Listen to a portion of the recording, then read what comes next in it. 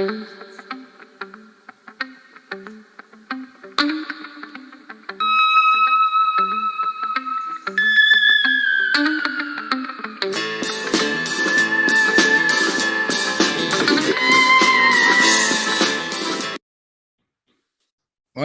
welcome to Straight Shooting News.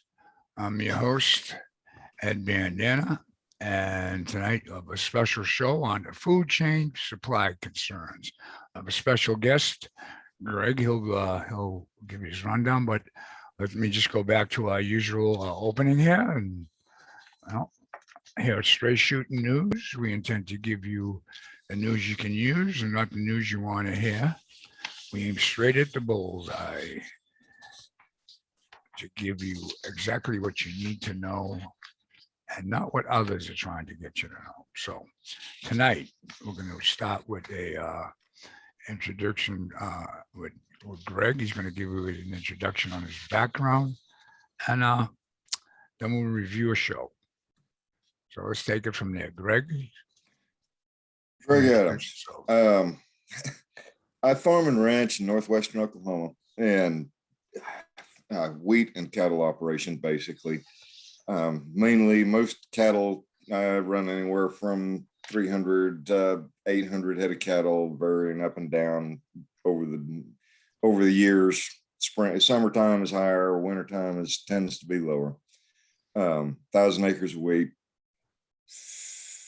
5,000 acres of grass, something like that.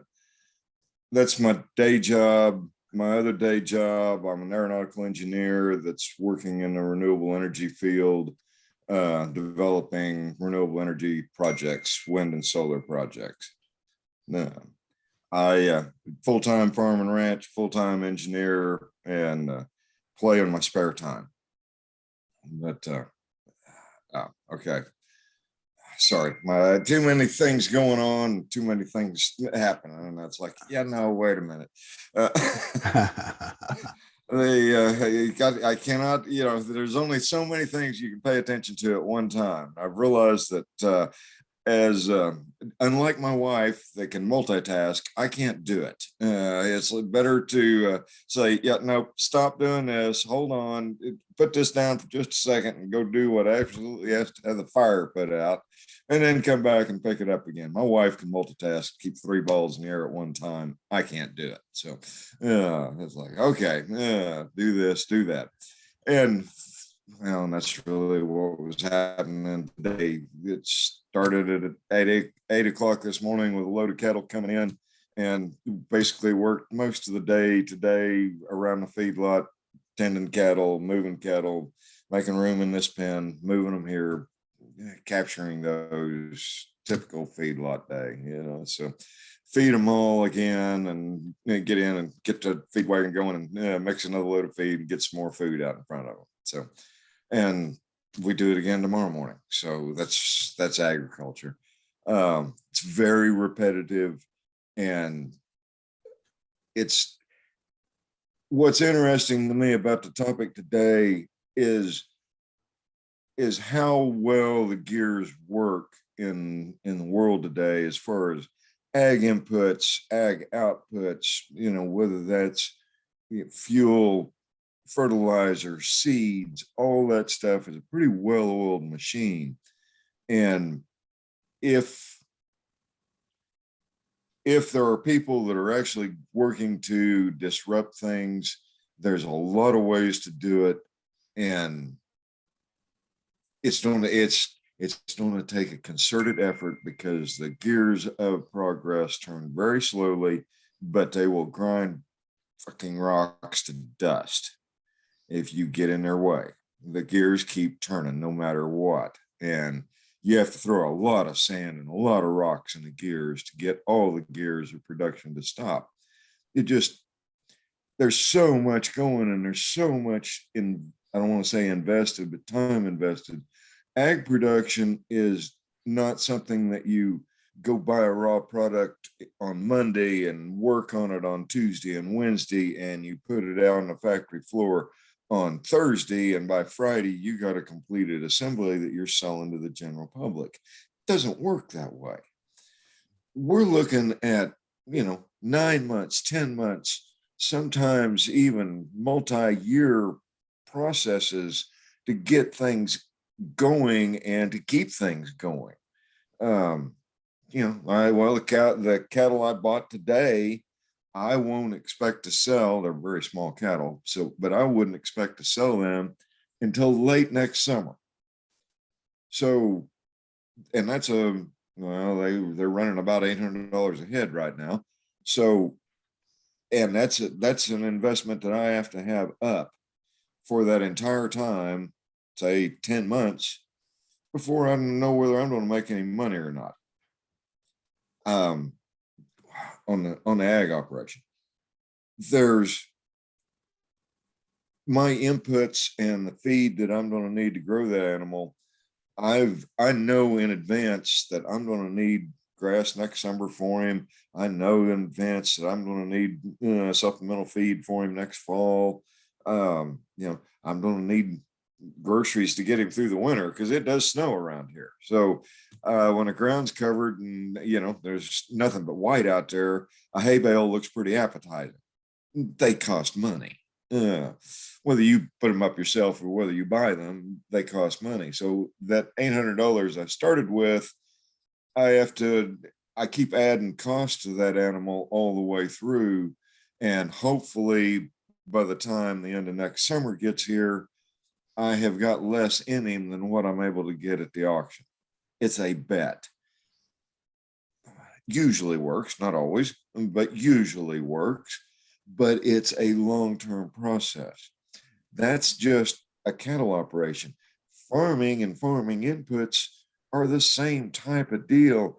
I've got wheat planted, I've got fertilizer down and wheat planted in the ground and growing right now that I planted in September that I won't get any income off of, or I won't have a cash crop off of that until late June next year. So, and that's somewhere around $100 an acre investment by the time you pay for your tractor and pay for your seed and pay for your fertilizer and pay for your time to go do it all, that kind of stuff. That's the kind of investment that's going on in agriculture, and that's going on every agriculture acre that's being operated. The bankers are involved. The bankers finance most of this stuff. People have their own cash invested in this stuff. They're going to work their tails off to see that things work and we have a product to sell next summer. I'm invested in that. Yeah, I'm going to work towards that. I'm not going to do something to try to destroy that market. Washington, politics, China, take your pick, which they're a major player in the ag industry right now. China is. They may have a different agenda. So you have to kind of be careful. And I don't want to say hedge your bets, but yeah, to an extent that happens quite a bit. But you have to hedge your bets, and I don't want to say bet on a sure thing, but you have to know what you're doing and buy cattle at the right price and grow them for the right cost to make things work. But it's what I'm saying, I'm trying to get to is that is a long-term process, and those gears are very, very, very, very big, very, very, very heavy, and moving the momentum and kinetic energy that is in those gears of production, in a rhetorical sense, are very, very huge gears. To stop them takes a lot. I'm a fan of Ayn Rand, the person who stopped the motor of the world. It can be done. I'm not saying it can't, but it's going to take a lot from what I've seen. I thought COVID would shut everything completely down. Is it slower? Has it slowed things down? Yes. I'm sure it hasn't slowed inflation down. That's by design. If you know what's coming, and that's unfortunately that's what the general public doesn't understand, is how you have to play the game. if you know that's what they're doing, and I'm a real big fan of renewable energy. I'm in the renewable energy business, wind power and solar panels. Is it going to save the world? Probably not. Will it help? Sure. Is it a good thing? Sure. Guys, if that's what they're going to pay, if they're going to pay me to build widgets, I'll build widgets. If they're going to pay me to grow solar farms, I'll grow solar farms. If they're going to pay me to build wind turbines, I'll build wind turbines. Guys, if that's the flavor of the month, now I'll play your game, but I'm going to win the game. I'm not playing to lose here. I know in rhetorical sense, I know what you're doing. I know we're going to push towards renewables. Fine. You want renewables? I'll give them to you. Here you go. That will be X. Thank you very much. Oh, by the way, inflation has hit. The price of that product just went up. That's the way it works. If they're going to push that, great. Let's play the game. The general public doesn't seem to realize that you have to, not only you have to play to win, but you have to know what the game is. And if the powers that be, whether that be Washington, whether that be George Soros, whether that be the Tea Party, if and when they can actually get control of shit, hey, was the oil and gas industry real bad and real good over the last 10 years? Oh, yes, it was. It crashed a beat shit, and there was a huge amount of money made in the last 24 months. You're talking about assets that were sold for, we're talking oil wells, with drilling equipment, whatever production equipment do you want to talk about, was sold for 10 cents on a dollar 36 months ago in the middle of COVID, when nobody wanted it, and even worse when Joe Biden took over the White House, everything crashed. The bottom fell out of it. You had people scrambling to get any dollar they could out of it. A lot of assets were bought extremely cheap.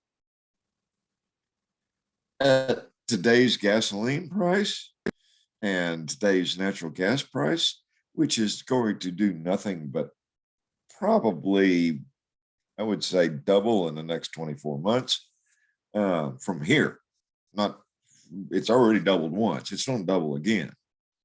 Home heating oil, natural gas for your house, all of that stuff is going to be twice as expensive 24 months from now as what it is today, if the economy is still actually rolling, if the gears haven't stopped. That's the flavor of the month.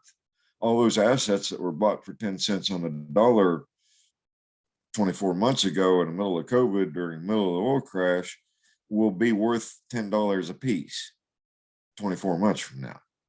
Huge amounts of money to be made. Huge amounts of money to trade hands, trade huge amounts of equipment to move and back and forth and move into production. I can count to my own knowledge, personal knowledge, 18 natural gas wells that have been shut in for the last 24 months. Completely shut in. Valves are turned off. They produced zero. Natural gas was at the wellhead was $1. You couldn't give it away. Shit, turn it off. Stop paying people to go look at the oil well or the gas well. They're actually gas wells. The the locals around here have jobs just going. There's locals that do nothing but check oil wells. Yeah, they drive throughout the country, drive to each oil well, check them, make sure that it's actually still producing gas and the valves are still on and tanks aren't running over. Then they go to the next well. It's a job. Well pumpers are what they're called. Uh, there's been, most of those wells have been shut in. They don't have jobs. They employment is tentative out here. They can move from here to, well, they can work in agriculture. If they don't work in agriculture, there's some construction jobs they can work at. They move around. I don't want to say it's unskilled labor, but because it is skilled labor, you got to know what you're doing around an oil well. But they're, I don't want to say temporary jobs, they're contract jobs. They're not, they're here today, gone tomorrow, because somebody else will own the oil well and he'll sell it to somebody else and he's got his own pumper that he uses. He's not going to use you. So it's a fluid business. They're used to it. But all of those wells have been shut in because of the price of natural gas. There's a few of the better, they're old wells. They don't produce very much gas, but they're an existing asset that doesn't cost anything, unless it's in production. You got to pay somebody to go out there and pump it, look at it. They don't cost anything. So shut it in while gas is $1 a thousand. When everything's will turn around, Trump won't be in office. We'll have one of these guys in, and then fossil fuels will be ungodly expensive again. And you know what? That valve will still open 3 years from now, and that gas will come out of that well. Won't be a lot. Never was a lot, but it'll come out of that well 3 years from now at $10 a thousand instead of $1 a thousand. Supply and demand. It's what, and at $10 a thousand gas, they can pay a pumper to go out there and drive by that well once a week and make sure the valves are open and make sure the tank ain't running over. Supply and demand.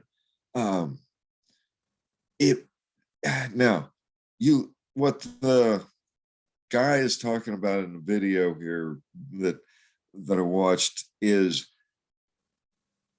are things completely melting down as far as some of the inputs? Most agriculture, not all, but most agriculture can take some shock loading on inputs. Corn, you kind of need fertilizer for, nitrogen fertilizer for, but you don't necessarily have to have enough fertilizer to grow a 200 bushel per acre crop. If you just have what you got in carryover stores in the bank in the soil, you can grow 100 and 120 bushel corn crop with probably without any fertilizer this year, or maybe just very, very little. But you couldn't do that next year without some extra fertilizer.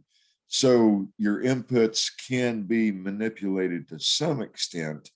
My wheat crop, I could grow with lower nitrogen inputs. I could grow a wheat crop for 3, 5, 7 years.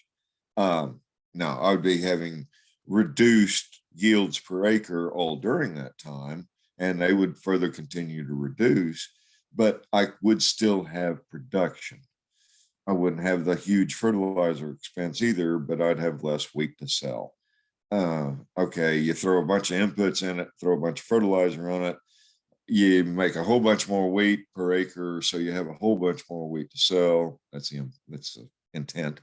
And you make more money, more wheat's produced, more people get fed. That's the name of the game. So the inputs are important, but there is a lot of shock loading, or probably more than what I think this guy gives the industry credit for, in that we can absorb some of that. Now, if you're talking about some specialty crops or vegetables, or things that you would, I don't want to say this because it's a very large production agriculture industry, things you would grow in your garden, yes, they do kind of need inputs, but they can be adjusted and buffered to some extent. So if we're real tight on fertilizer this year, is it going to absolutely mean people are starving next year? There may be a less abundant supply of food next year. Correct. Will people starve because of it? Some may get hungry. I doubt any will starve. Now, you let them stop the machine for 2 years, and all of a sudden, instead of half the production you should have, or 70% of the production you should have, you're dealing with 40 or 30% of the production you should have. And yeah, all of a sudden things start getting real tight as far as making sure people are fed. And that's what modern society has very little concept of today, is if things really go down the tubes, how bad it could get, how quickly it could get there. And I'm talking relative terms here, 24, 36, 2 years, 4 years. It could get real bad in 4 years. It's not going to get real bad in 12 months, but in 4 years, it could get there if things are really, really hammered and they just, absolutely refuse to start the gears of industry. And oh my God, COVID has everybody shut down and everybody's scared to leave their house. And why hell, let's just fucking check it in, guys, and go back to the Stone Age, let's go. Yeah. Is that where we're going? Yeah. It's going to be kind of hard to make money in the Stone Age, guys. I mean, it's we need to, somebody, I can't believe that Soros and Bill Gates and the NSA, and I can't believe that all those guys are going to throw it all down to save the world from humanity. They're going to save their pocketbook is what they're going to do, just like every other human being has since the beginning of time. They're not going to save the planet. What do you think about, excuse me, hi, it's Vic. Hi there. Hi. The full climate change agenda, and what's your overall thoughts on that? Because like Ice Age Farm or other proponents saying it's going to be a cooling trend, and I grew up with that one, but who knows? But I know there's the ridiculous money part of it. What actually is the physics? The physics are changing. I don't want to belittle the fact that the climate is changing. I have no doubt that they are technically correct. We don't have anywhere near the winters here that we did as when I was a child in the 1950s and 1960s. We haven't had winters like that in 30 years. So is the climate changing? Is it going to continue to change? Yes. Is mankind having an effect? Probably. Can we have civilization and not have an effect? Probably not. Are we going to save the planet? The planet will exist whether we care to or not. You're not going to save the planet. Are we going to save how we exist on it, or are we going to save our current existence? Possibly. I sincerely doubt it. But people are going to make a lot of money doing that or saying they're doing that. But as far as stopping any climate change, that the Earth is or is not going through, whether man is or is not going to have an effect, it's got very little to do with the money. And from what I tell, and from what I see, it's always about the money. Whether it's power and tyranny and political power and persuasion, or whether it's George Soros or whatever, it's always about money, because money is about power. The two are interchangeable. Mhm. If we can control the world and control the supply of energy, we can make a lot of money. Uh, why am I in the I don't want to, I'm in the renewables business for the right reason. It's a relatively good thing to do. I mean, The to right be reasons able, is you make some money, oh but yeah. yeah, oh yeah. Would I be doing it for my health? Yeah. Probably not. Right. No. Well, that's where it Uh, seems like the volcanoes, and the natural pollution, so to speak, in oh terms yeah. of what other ecosystem is being impacted. This is where it seems so completely unpredictable. Where is it And going? Like, as in the midterm, we can't predict exactly when, how big of what volcano is going off, and we know those have on the right side a big a problem. But if I may, I'm just going to jump back. Sorry, about the renewables. Is there's other, like the wave, there's a lot of other passive kind of things or smaller windmills. Why do those windmills have to be so damn big?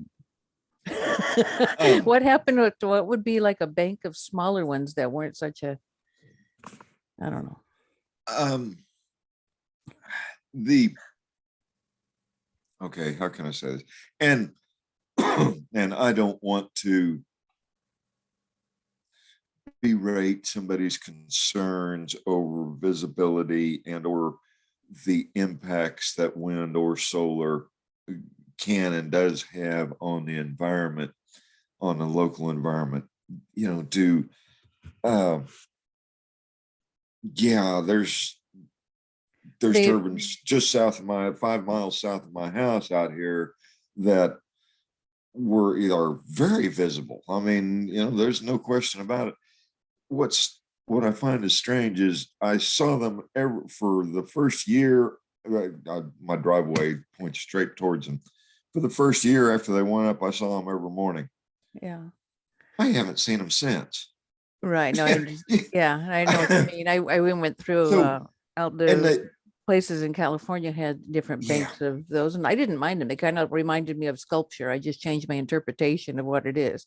But I was just and wondering if it's actually more efficient. I call them kinetic art, and Yeah. it actually is more efficient. And Mm. if if you look, it actually is more efficient to go big than it is to go little. If you'll remember back at Altamont Pass in California when in the 1980s when they first did that, Yeah, they that's were what putting exactly up what I was some thinking of. they were putting up some very very large 600 and 750 kilowatt turbines out there, and there were thousands of them out there. I mean, it was just the entire landscape was nothing but turning turbines. Today, all those turbines are gone, and there are very large turbines in their place. And for every 100 that they took out, they put two big ones. And it's it the from my perspective anyway, the impacts that those two large turbines have on the environment and scenic environment are much less than what the hundreds of turbines that were. I mean, they just Altamont Pass was just covered. I mean, both sides of that pass. I mean, from one side to the other for 15 miles through that damn thing. They were just, that's all you saw, was turning turbine blades. You see it today, but now you can see beyond the turbine blades and still see Altamont Pass, because now instead of having 3,030, I think 35, 3,600 wind turbines at the most in Altamont Pass, today there's more like 180 in the entire pass. Actually produce more power now than they did in 1980, but the visual impact of Altamont Pass, you can still see the turbines, obviously. I mean, there's hundreds of them, but there's the huge difference between 100 turbines and 1,000 turbines, and the visual impact that comes after you. Out here in the Great Plains, we have so much space that it's very hard for it's okay. we had an investor fly out, and we were driving him around a wind farm site that he was buying. He was going to develop, and it was in the middle of the Texas Panhandle, and there's pretty much roads every couple of miles squared off and in big squares. And we had been driving for an hour and a half, showing this is one corner of it, and it goes through. We drive 5 miles, and okay, this is the other corner of it, and and the guy had lived in New York City most of his life, and we had stopped and got out, and he said, "It looks identical to what we were at 30 minutes ago. How in the hell do you tell where you're at?" And I said, "Well, I've been here for 10 years going around this place. It's nothing. And this is a steel fence, and it's no different than you look at the Chrysler building on one side and know where you're at just by the view of the Chrysler building that you have. And it's 3 miles away from you. So you know where you're at in your city, right?" And he said, "Of course." Well, I can see the same. There's an elevator 20 miles in that direction, and there's a town I can see 10 miles in that direction. I know where I'm at. Yeah, it And was he funny. said, We were in, we went out to Tibet, and we're on the plateau, and we're in, these little Jeeps, and the guys are driving along, and there's no road. Yeah. And, there's sand dunes and things that come along. And there's like the rim of the mountains. You can see the Himalayas on one side and the others. And you basically, of course, know that you're going east to west, whatever. And, but otherwise, we kept wondering, how do they know where they're going? Because there wasn't there. It was like, it's a big flat plain. But it's funny also, as soon as you stop, the nomads pop up and they just run towards you. And you're like, where did they come from? It's a flat place. You don't even have a rock to like put around. and they crawled up out of the dirt. Where'd they come from? Yeah. Yeah. But the world's a big place. Yeah. But they had saw you coming for 45 minutes. So, they saw the dust trail, a long way away, Yeah, exactly. But that's the concept of how much space we have to work with out here, and how many wind turbines we could put up out here and still not have an appreciable impact on anything, and still be able to, we can still film a movie out here, an old Western movie, and not have any wind turbines in the background. That kind of kills the ambience of an 1840s set, when you got major big wind turbines. Well, you can airbrush it out, there's probably an algorithm that'll video edit for you automatically. We still got the space. We can do that, Well, with that much 20 space, could there be then enough turbines put in to be competitive or be, what there's can we, as somebody that works in the industry, can we be 100% green today? Absolutely not. Mm-hmm. Can we get there in 30, 40, 50 years? Yeah. Will it be cheap and plentiful, and everybody have 2 cars in their garage and energy running out their wazoo behind for free? Nah, that don't happen. Yeah, it'll be expensive. Can we go renewables 100%? Yes. Is it going to happen? And it will happen, I guarantee you, because fossil fuels are a finite resource. Whether that happens in 20 years, 100 years, or 500 years is totally dependent on how humanity wants to manage the resource. If we want to burn through it and the money, same difference, power, resources, money, they're all the same. They're fungible, we can burn through it in 20 years and not develop a single wind turbine or a solar panel. Can we develop a whole bunch of wind turbines and a whole bunch of solar panels and stretch it out for 100 years? before that finite resource basically becomes unobtainable. It's gone. Yeah, there's still oil and gas there, but it costs more energy to get it out of the ground than what we can get out of it. So that's unobtainium.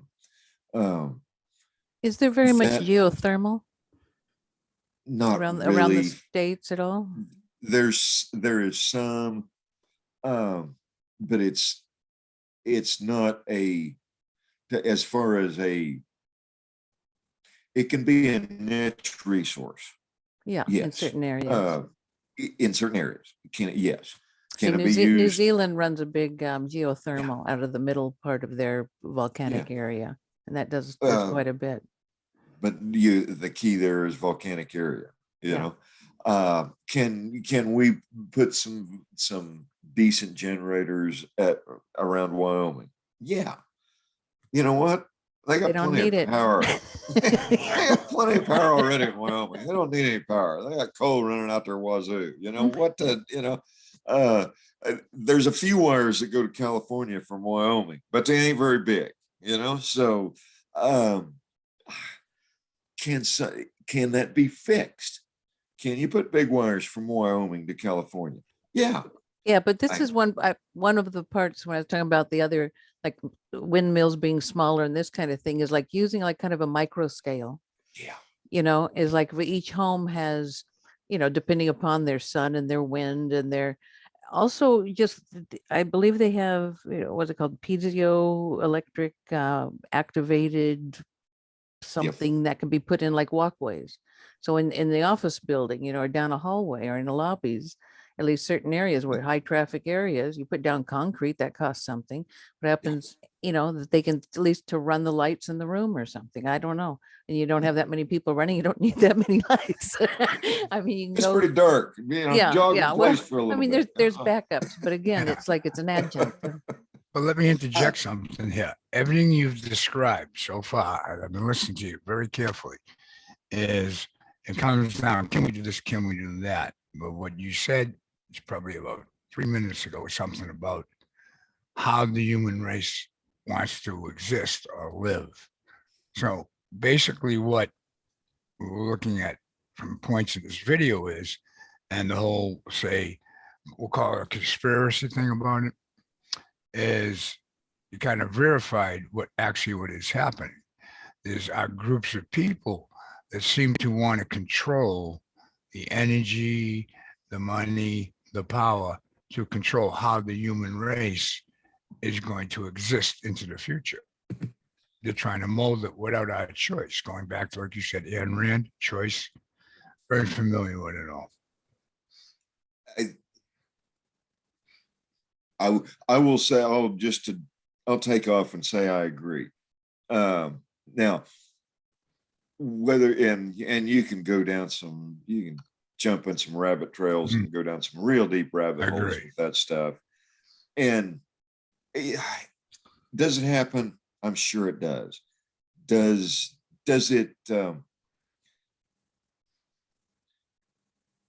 affect what I'm going to do tomorrow? No. Does it affect that I'm going to what cattle I'm going to buy or what crops I'm going to grow next year? Probably not, to tell you the honest truth. They want to play their games, and from what I've seen, their game is to make money.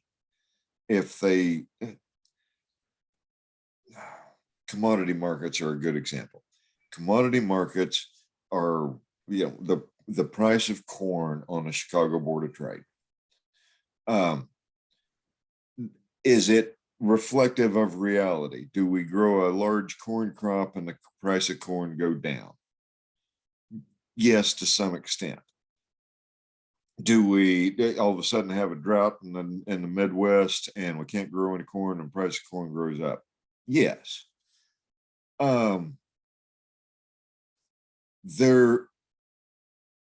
For a producer that's, it's like my wheat crop, do I want to price does my banker want me to with agriculture, the more important thing is, does my banker or will my banker force me to contract a crop? If I'm putting $120 or I'd say $150 an acre into a crop that I expect to sell for $200 an acre, because that's what today's price is, that I can grow 50 bushel wheat, and the price is $4 a bushel. I can forward contract the price for $4 a bushel. That is $200 an acre. I can tell the banker that, yep, I've forward contracted any wheat that I grow for $4. I'm growing 50 bushel wheat, so I'm going to get $200 an acre. I want to borrow money. I want to borrow $100 an acre so I can grow that crop. Well, okay, since you've got a price locked in, we can do that. We'll loan you the money. That's forward pricing. That's hedging a crop. I would guess that in some form or another, 50% of today's agricultural products are forward contracted. So the corn that is going to be planted next spring is probably part of it is being priced today. The stuff that's going to be harvested next August or September, that's less than 12 months away. There is a monthly contract price on the Chicago Board of Trade I can go on there and I can sell 50,000 pounds of wheat on there, 50,000 pounds of corn on the Chicago Board of Trade, and they can, they're buying it, so they're going to send me a deposit on it. And when I actually deliver it next August, they'll send me the remainder of the money when I supply the actual contract. See, that is what they don't make any money. Chicago, the guys that do that, they don't make any money if that price stays the same. But if I'm selling it for $4 a bushel, if it's $4 a bushel next August, when the contract is, the guys that sold me that contract didn't make any money. And with all of these commodities, they are with any stocks or whatnot, it's like they have to move up or down, because up or down makes money. Movement is required. Can't be stable. So I kind of take a lot of what's being said, whether it's, supply chain problems and, guess what? All the inputs are real expensive and supply is real tight. Guess what happened to the price? It went up. Oh, we fixed the supply chain. Now I can get fertilizer now. Now I can get chemical. Now I can get all that stuff. I got fuel to run my tractor. Guess what? We got an abundance of wheat. The price just fell. Sorry, guys. That's exactly what happened. I grew up on a peach and plum orchard, and we had a good year. The weather was great. Everything else, crop was perfect, and everybody else's was too. And so the price went down. Conversely, on a bad year, well, you had a bad crop, and maybe you could sell it, but nobody else could either. And but to put it in plain English for the average person, the commodity prices are controlling the cost of the food right now. Yes, and whether because of those inputs and whether it's fertilizer, whether it's because all that's going up. And personally, we're basically all the same age here. I've never seen inflation like this. I've heard that, in Israel or, Brazil or whatever, of 200% inflation, annual inflation of 200%. What the hell are you talking about? How can, from what I'm seeing, I think we're probably looking at 50% year over year inflation right now. That goes back now. Can you stay self-sufficient and produce food? Like you said, 4 years, take about 4 years to actually adversely, to a point of emergency, have an adverse effect on the food crop. but can the farmers stay self-sufficient and keep producing to feed the world with that kind of inflation? Whoa, here. There's two questions there. Yeah. Can we say stay self-sufficient and feed ourselves? Oh, hell yes. Yeah. No question. Can we stay self-sufficient and feed the world? Not a snowball's chance in hell. Exactly. Because we are basically a pretty good food basket for the world. I mean, we've seen that Yeah. with the USSR. Back then, even though we were opposed to the USSR, we had the big Cold War scares, and we're going to blow each other up and destroy the human race by nukes. We were sending wheat over to the USSR to keep the people from starving.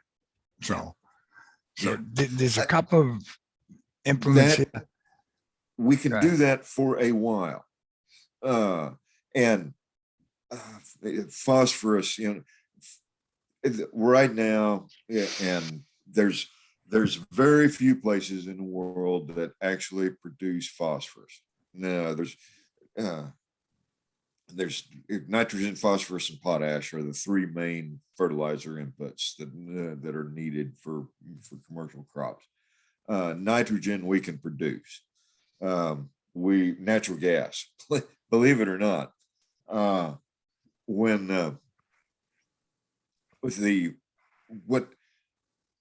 we're talking about I want to buy urea, I want to buy nitrogen fertilizer to put on my crops so I can grow more crops.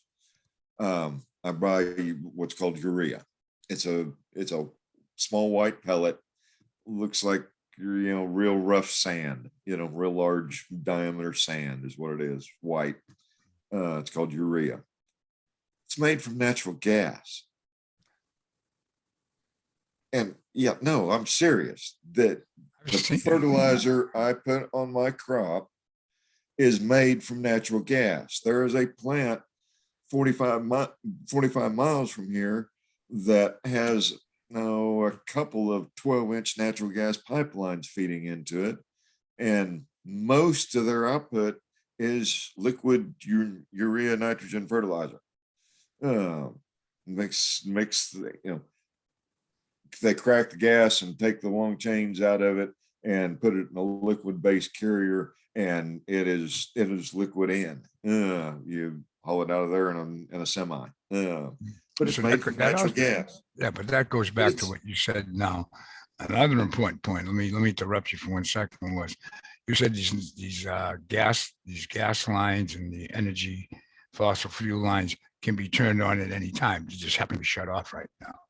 So that would go back to we could produce this stuff and be self-sufficient if we want to turn those back on, if we needed to. And it's not most of this stuff in today's world. It is simple, but it's not whether it needs to, it's whether it's economical to. That's it's not a question of whether we need to. Of course, we need to produce our own nitrogen fertilizer here in the United States, and do for the most part. It's whether it's economically feasible to do that is the question.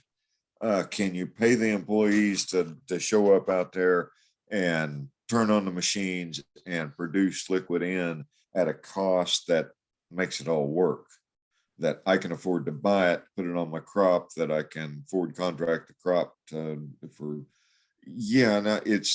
that's why I'm saying all these gears have a lot of momentum and they're very, very, very big. You can't stop that. Can you slow it down? You bet. Can you speed it up? You bet. But those big go gears have a lot of momentum. And back to the point where you took me off on, for the nitrogen, we can produce it here in the United States. Phosphorus is another story. That's produced in basically a couple of countries in the world and exported worldwide. They are very, very, very much behind in production because of COVID and because of all the rest of that supply chain nonsense that, we're to the point of well, we can't get any phosphorus because they can't get any tires for their equipment that mine the phosphorus, because the factories that are building the tires are shut down because all the workers are out with COVID, you know? Okay, how, chicken or egg, which come first? Some guys got to come back and start the tire plant up, make enough tires so we can start the fertilizer plant up, so we can get enough fertilizer to grow food for the people that are going to the tire plant. You know, I mean, unless it is a concerted effort, and I'm not saying that the current political climate is not working with them, as trying to throw a bunch of monkey wrenches in the gears and throw a bunch of rocks in the sand in there and trying to slow it down. I think it's intentional. I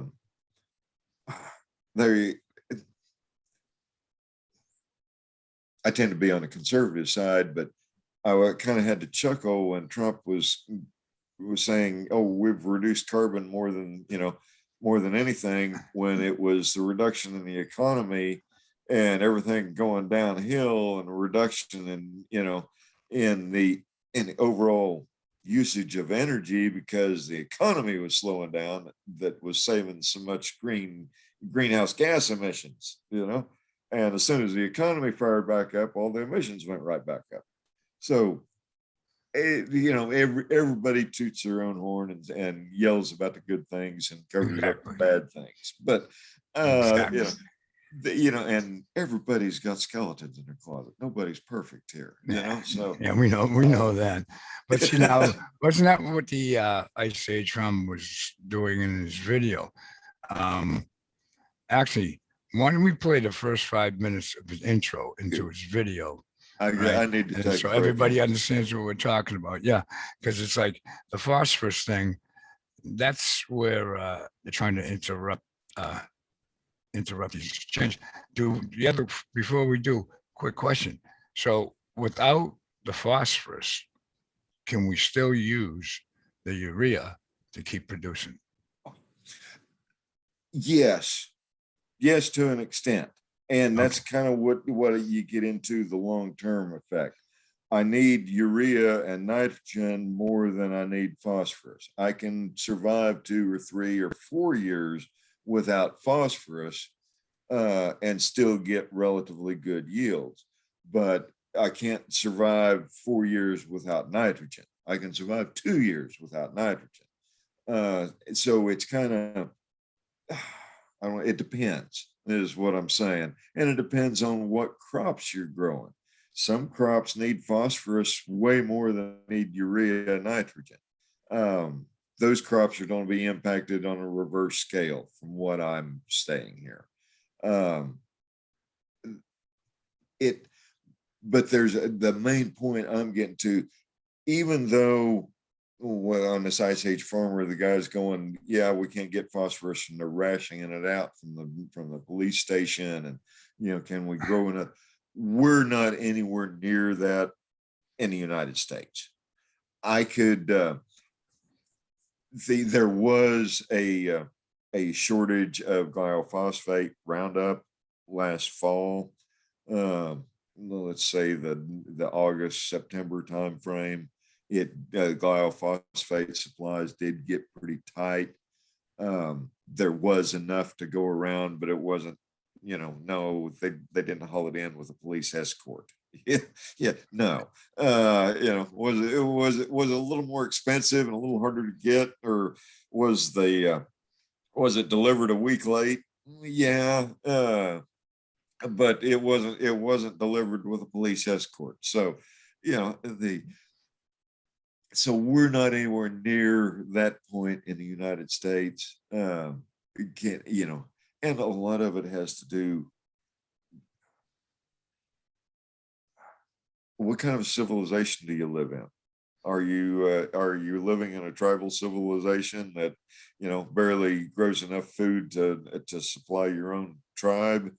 And that's your intent in life, was to get enough fertilizer so you can grow enough food to feed your tribe? or are you in a commercial production operation and trying to feed the world? Guess what? And we're not old enough to remember, but in World War II, when everybody in the country was under gasoline rationing because of the war effort, and all the gasoline that could possibly go to the war was going to the war, guess who had fuel? Americans. The farmers. Well, they had to feed the world, or at least feed the country. That's the key. At least feed the country, or feed the troops at least, you know. Mhm. But when everybody else was in fuel rationing and had to have their fuel cards and their little, you know, at the time, World War II, they had to have fuel stamps. And yeah, I've got $5, you know, 5 gallons worth of fuel stamps, you know, that kind of stuff. In the cities out here, yeah, no, we didn't have to have $5 or 5 gallon fuel stamps. We had to have 500 gallon fuel stamps out here. And that fuel was provided in the middle of the war. Nobody out here had to fight or ration the fuel that they used in the middle of the war effort. Not because, now, did they conserve fuel? Hell yeah, they did. It was expensive, but it was available. That's the the main same point. The same thing will and does happen if you've got leadership that's not actually trying to crash the shit. The same thing would happen with anything today, whether that be fertilizer inputs, whether that be chemical inputs, whether that be fuel inputs. And quite honestly, it's the same way monetary inputs.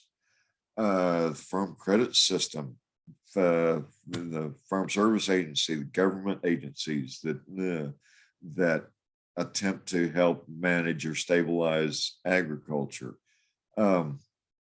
That's a big, very, very, very few people can afford to make the 100% investments that it takes in agriculture at okay, I run 1,000 acres a week. It basically costs somewhere around $100 an acre to grow a crop. Okay, very few people have the financial backing or reserve to write $100,000 worth of checks over the year to grow 1,000 acres a week. They go to a bank, they borrow the money. They have 20, they have 30%. For in good shape, they have 50% of the capital required to grow that crop, and they borrow the other 50% of the capital to grow that crop. Without just as important as having availability of the actual urea, nitrogen fertilizer, or the seeds, or the fuel to run your tractor, is having the availability to have that money so you can pay the bills to do that. You cut out any one of those things and things start getting tight in a hurry. In agriculture is 12 to 24 months. Will it, if they shut the money supply off at the banks, will production go down? Well, probably not next year. Those crops are already in the ground. Will they be able to fertilize the crop in the spring so it'll have major production when we harvest in the middle of summer? Well, if they can't get the bank to write the check so they can buy the fertilizer, they won't. So, but will they still grow a crop? Yeah. But it's the momentum, I guess, is what the Ice Age farmer is worried about is the immediate effects. Is what I got out of the video is the immediate effects in a supply system that's basically already broken. you're in a tribal economy and they're rationing fertilizer out through the police station. That's an economy that's already broken. I We're have- not- Excuse me, I'm just the- saying I have that queued up whenever you want to go. Yeah, in. we're not broken. Go. I need to take a break anyway and take a break. Yeah, but we're not broken. That's I'll good. be online. I'm gonna mute out here. Yeah. Okay.